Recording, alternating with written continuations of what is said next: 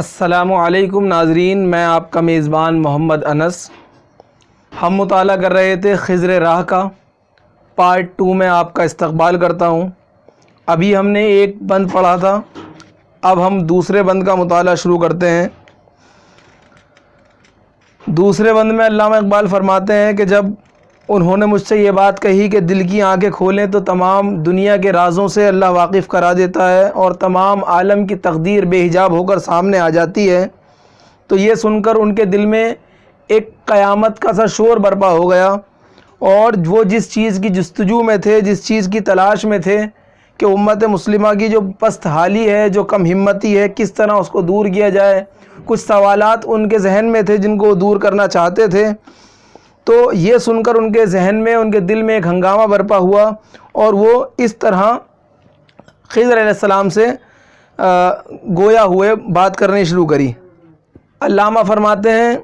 اے تیری چشمے جہاں بیں پر وہ طوفاں آشکار، جن کے ہنگامے ابھی دریا میں سوتے ہیں خاموش، کہ اے خضر علیہ السلام،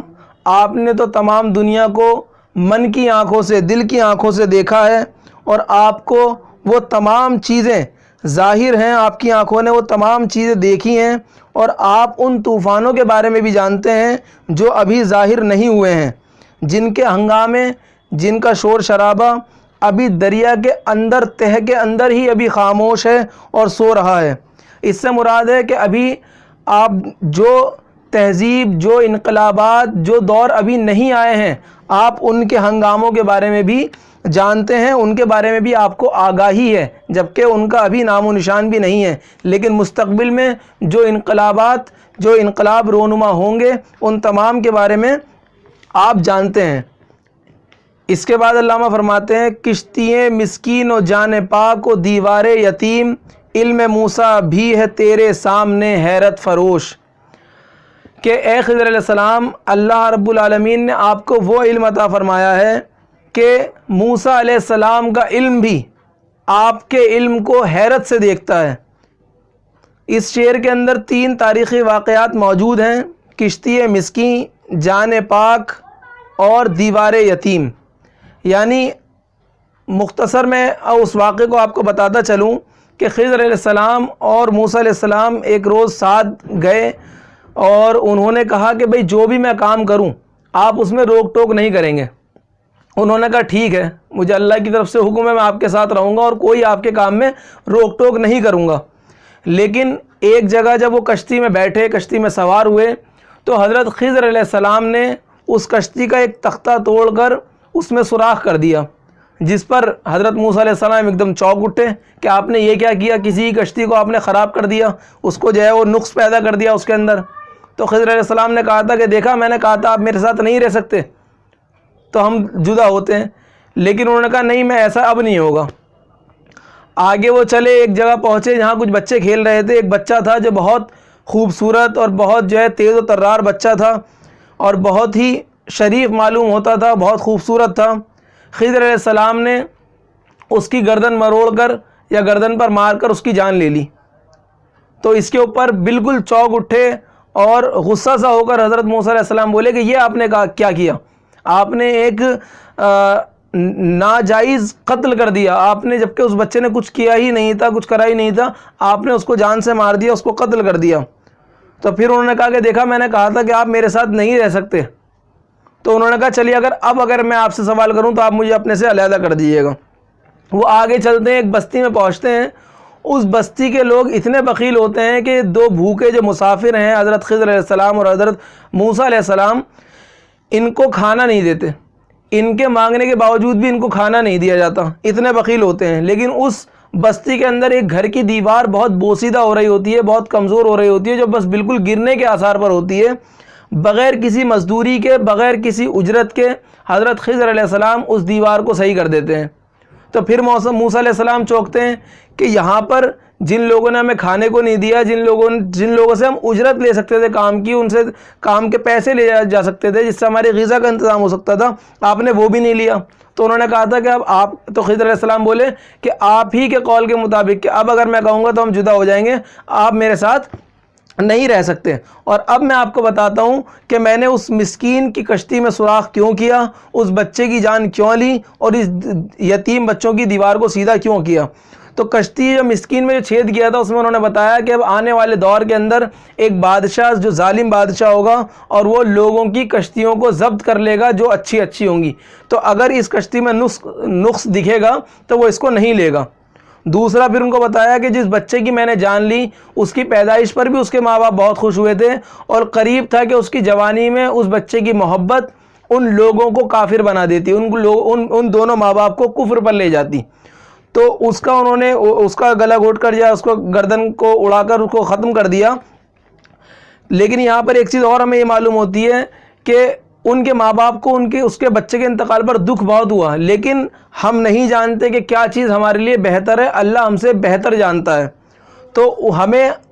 یہاں سبق یہ بھی ملتا ہے کہ جو ہماری زندگی میں ہو رہا ہے وہ اللہ کی مرضی سے ہو رہا ہے، رب کے چاہے ہو رہا ہے، تو ہمیں اس کے اندر پریشان ہونے کی زیادہ ضرورت نہیں ہے کہ جو اللہ چاہے گا وہی ہوگا اور وہی ہمارے لیے اچھا ہوگا۔ ایک شاعر کا شعر ہے اس کے اوپر کہ رضائے رب پہ راضی رہ، یہ حرف آرزو کیسا، خدا خالق خدا مالک خدا کا حکم تو کیسا۔ تو یہاں پر اس دوسرے قصے کی وجہ انہوں نے یہ بتائی۔ تیسرا، اس دیوار کو سیدھے کرنے کی وجہ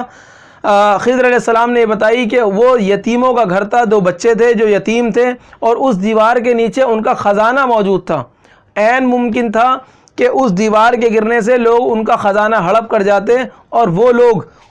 اپنے خزانے کو نہیں حاصل کر پاتے، اس لیے انہوں نے ان کی دیوار کو ٹھیک کر دیا۔ اس کے بعد علامہ فرماتے ہیں کہ یہ 3 واقعات آپ نے دیکھے جو مستقبل میں ہونے والے تھے، کہ علم موسیٰ علیہ السلام کا علم بھی آپ کے علم کو دیکھ کر حیرت زدہ ہے، حیرت سے دیکھ رہا ہے۔ آگے علامہ فرماتے ہیں چھوڑ کر آبادیاں رہتا ہے تو صحرا نورد، زندگی تیری ہے بے روز و شب و فردان و دوش، کہ اے خضر علیہ السلام آپ تو ایسے ہیں کہ وقت کی قید سے ہی آزاد ہیں، وقت کی قید ہے آپ کے اوپر نہیں ہے، کہ آپ آبادیوں کو چھوڑ کر آپ صحرا نورد یعنی جنگلوں کے اندر گزار بسر کرتے ہیں، جنگلوں کے اندر پھرتے ہیں، خانہ بدوش سی زندگی گزارتے ہیں۔ تو یہ کیا معاملہ ہے، آپ اس طرح کیوں ہیں؟ نہ آپ کو آج کی فکر ہے نہ کل کی فکر ہے، آج کل اور تمام چیزیں آپ کے سامنے بالکل آیا ہیں، آپ وقت کی قید سے پاک ہیں، روز و شب، دن اور رات، آج اور کل۔ آج کل سے مراد ہے، کل سے مراد ہے آنے والا مستقبل، گزر چکے والا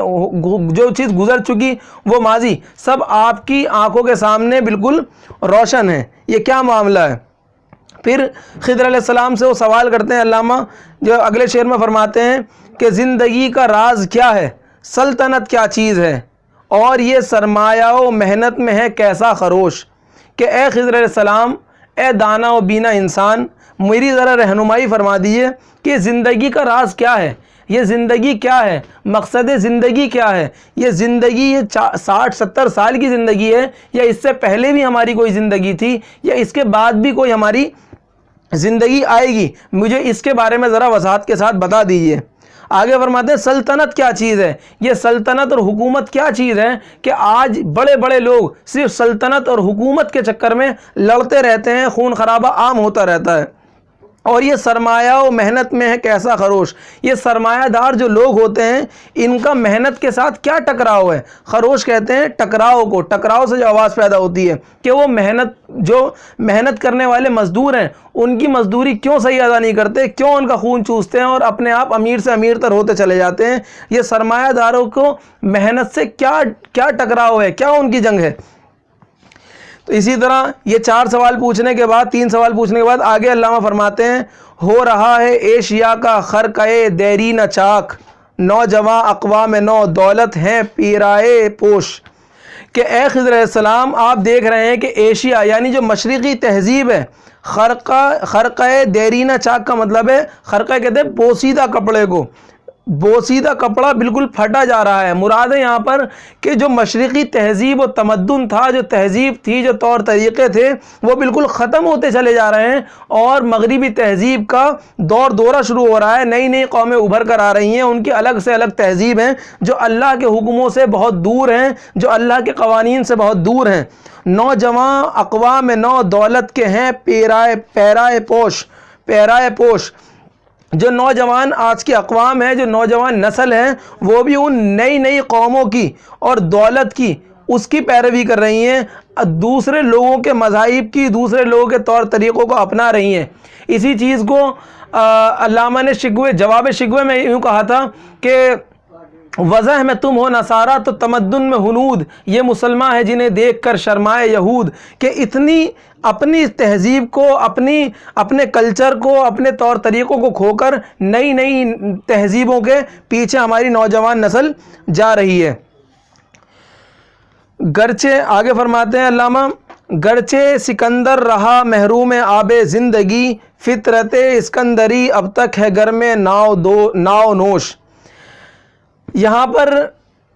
ایک پھر تاریخی واقعہ پیش آیا کہ جو سکندر اعظم، ایک اولول العزم، ایک بہت بڑا بادشاہ جو گزرا ہے سکندر اعظم، اس کو آب حیات کی تلاش تھی کہ وہ ایک ایسا پانی وہ پی لے جس سے وہ تا قیامت تک زندہ رہے۔ تو وہ کہہ رہے ہیں کہ اگرچہ سکندر تو محروم رہا آب حیات کو ڈھونڈنے سے اور ہمیشہ زندہ رہنے سے، لیکن فطرت اسکندری اب تک ہے گھر میں ناؤ دوش، لیکن اس کی جو فطرت تھی اپنی حکومت کو برقرار رکھنے کی، ہمیشہ زندہ رہنے کی، وہ آج بھی لوگوں میں موجود ہے۔ آج بھی شکست اور فتح کی جنگ جاری ہے، اور آج بھی لوگ کھانے پینے میں اتنے ملوث ہیں کہ جیسے انہیں مرنا ہی نہیں ہے اور وہ کھا کر ہی زندہ رہ سکیں گے۔ اس طرح کا ماحول ہے۔ آخر اس کے آگے اگلے شعر میں علامہ فرماتے ہیں، بیچتا ہے ہاشمی ناموس دین مصطفیٰ، خاک و خون میں مل رہا ہے ترکمان سخت کوش۔ یہاں بھی ایک تاریخی واقعے کا ذکر ہے۔ آپ نے پڑھا ہوگا سلطنت عثمانیہ کے بارے میں، دا آٹومن امپائر، ایک بہت بڑی حکومت جو مسلمانوں کی رہی اور بہت ہی بڑا اس کا رقبہ تھا، جس کے اندر بڑے بڑے ممالک شامل تھے، لیکن انگریز کی، یہودیوں کی چال کی وجہ سے اس آٹومن امپائر کو، اس سلطنت عظیم کو توڑوا دیا گیا۔ ہوا یوں کہ شریف مکہ الحسین بن علی الہاشمی، یہ عثمانی خلیفہ کا مکہ ان کو عثمانی خلیفہ نے مکہ اور مدینہ کا حاکم بنا دیا تھا۔ تو یہودیوں نے یہ سازش کی کہ ان کے دل میں ڈیوائیڈ اینڈ رول والی وہ پالیسی جو انگریز اپناتے ہیں، کہ ان کے دل میں یہ کہا کہ بھئی تم سلطنت عثمانیہ یعنی ادھر ترک کی اس طرف کی حکومت کے کیوں آپ جو ہے وہ پیرو ہوئے ہوئے ہیں؟ قرآن آپ کی زبان میں اترا، حرم آپ کے پاس ہے، قرآن آپ کا ہے، آپ کے نسل میں سے نبی آئے تھے، آپ کی نسل میں صحابہ اکرام گزرے ہیں، آپ کیوں کسی کی جو ہے کہ نام حکومت قبول کرتے ہیں؟ اس طرح کی باتیں کر کے انگریزوں نے اور یہودیوں نے پھوٹ ڈلوائی، جس کی وجہ سے آٹومن امپائر سلطنت عظیم ٹکڑے ٹکڑے ہو گئی۔ تو یہاں بتایا کہ بیچتا ہے ہاشمی ناموس دین مصطفی، کہ آج یہ معاملہ ہو گیا کہ وہ عرب جہاں سے دین چلا تھا، آج اس عرب کے یہ حال ہیں کہ وہ سب سے زیادہ پستی کا شکار ہوا جا رہا ہے۔ وہاں پر تمام طرح کی بدتمیزیاں اور تمام طرح کی بےغیرتیاں عام ہوتی چلی جا رہی ہیں۔ سنیما ہال کا کھلنا، لوگوں کا جوا کھیلنا اور بڑے بڑے کام وہاں پر اب ہونے شروع ہو گئے ہیں۔ تو ان لوگوں نے اس طرح کی چیزیں کی اور پہلے اس طرح کی چیزیں کی، اور اتنی بڑی سلطنت عثمانیہ، دا آٹومن امپائر جس کو تاریخ جانتی ہے، اس کو توڑوا کر ختم کر دیا۔ آخری سوال یہ کہتے ہیں کہ علامہ اگلے شعر کے اندر، آگ ہے اولاد ابراہیم ہے نمرود ہے، کیا کسی کو پھر کسی کا امتحان مقصود ہے؟ کہ آج بھی وہی عالم ہے کہ پہلے وہ فرسٹ ورلڈ وار ہوئی، سیکنڈ ورلڈ وار ہوئی، پوری دنیا جل رہی تھی، پوری دنیا ایک جنگ کی کیفیت کے اندر تھی کہ بھئی یہاں پر آگ بھی ہے۔ اولاد آدم سے، اولاد ابراہیم سے مراد انسان مسلمان ہے، کہ بھئی آگ بھی تمام طرف دہکی ہوئی ہے اور مسلمان بھی پریشان ہیں، نمرود کے ظلم بڑھتے سے بڑھتے جا رہے ہیں۔ کیا پھر کوئی امتحان کا مقصد ہے؟ کیا پھر کوئی امتحان ہمارا چل رہا ہے؟ کیا پھر اللہ کو کوئی امتحان مقصود ہے جو اس تمام طرح کی پورے دنیا کے اندر سرگرمیاں چل رہی ہیں؟ ہر طرف جنگ کا ماحول ہے، تناؤ کا ماحول ہے، ایک کشمکش ہے سرمایہ دار میں اور مزدور کے اندر، ایک کشمکش ہے زندگی کے اندر، ایک کشمکش ہے سلطنت کے اندر، سلطنت کو فتح اور شکست کے اندر۔ یہ تمام چیزیں کیا ہیں؟ یہ وہ بھید ہیں، یہ وہ سوالات ہیں جو میرے دل کو بے چین کیے دیتے ہیں، اضطراب کسی کیفیت میرے جی میں ان کو سب کو سوچ کر آتی ہے۔ مجھے ان سب کے بارے میں رہنمائی فرمائیں۔ اس بند کے اندر علامہ اقبال نے خضر علیہ السلام سے یہ چند سوال پوچھے۔ آئندہ کی ویڈیو میں ان سوالات کے جواب میں خضر علیہ السلام نے کیا کہا ان کو ہم سمجھنے کی کوشش کریں گے۔ یہ تھا میرا حاصل مطالعہ جو میں نے آپ کے سامنے پیش کیا۔ امید ہے آپ کو ویڈیو پسند آئی ہوگی۔ اگر کوئی غلطی ہو گئی ہو تو آپ میری اصلاح فرما دیں، کمنٹ سیکشن میں آپ لکھ سکتے ہیں، اور آپ کس طرح بہتر طریقے سے سمجھ سکتے ہیں آپ مجھے بتائیں، میں اس طرح آپ کو سمجھانے کی کوشش کروں گا۔ اپنے دوستوں کے ساتھ اس ویڈیو کو شیئر کریں۔ شکریہ۔